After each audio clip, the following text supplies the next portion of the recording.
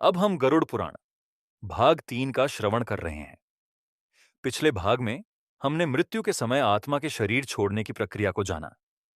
आज का यह भाग उसके आगे की कथा है, जब आत्मा शरीर छोड़ चुकी होती है और अपनी पहली यात्रा पर निकलती है।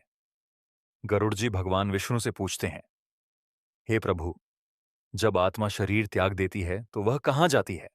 उसका मार्ग कैसा होता है? भगवान विष्णु कहते हैं, हे गरुड़, शरीर छूटते ही आत्मा अकेली हो जाती है।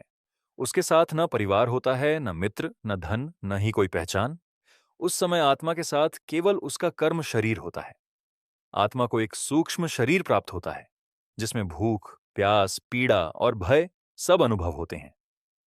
गरुड़ पुराण बताता है, मृत्यु के बाद आत्मा को अचानक शांति नहीं मिलती। उसे एक लंबी यात्रा से गुजरना पड़ता है। भगवान कहते हैं, हे गरुड़, मृत्यु के बाद आत्मा को यमलोक की ओर ले जाया जाता है। यह मार्ग हर आत्मा के लिए एक जैसा नहीं होता। जिसने जीवन में धर्म, दया और सत्य का पालन किया होता है, उसके लिए यह मार्ग सरल और शांत होता है। लेकिन जिसने अधर्म, हिंसा और छल किया होता है, उसके लिए यही मार्ग कठिन और भयावह बन जाता है। गरुड़ पुराण कहता है, इस यात्रा में यमदूत आत्मा के साथ होते हैं। यमदूत कोई अत्याचारी नहीं है, वे केवल न्याय के दूत हैं। वे आत्मा को उसके कर्मों का स्मरण कराते हैं। आत्मा अपने ही कर्मों को देखकर कभी भयभीत होती है तो कभी शांत।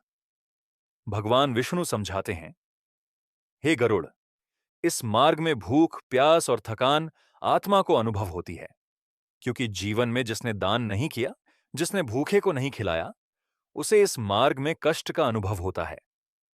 और जिसने दया और सेवा की होती है, उसके लिए यात्रा अपेक्षाकृत सरल होती है। गरुड़ पुराण में कहा गया है, आत्मा को यमलोक पहुंचने में कई दिन लगते हैं। यह समय आत्मा के लिए बहुत निर्णायक होता है। वह अपने पूरे जीवन को एक एक करके स्मरण करती है। उसे समझ आता है कि जिन बातों को वह बहुत बड़ा समझती थी, वे सब व्यर्थ थीं, और जिन कर्मों को उसने छोटा समझा था, वही अब उसके सामने बड़े बनकर खड़े हैं।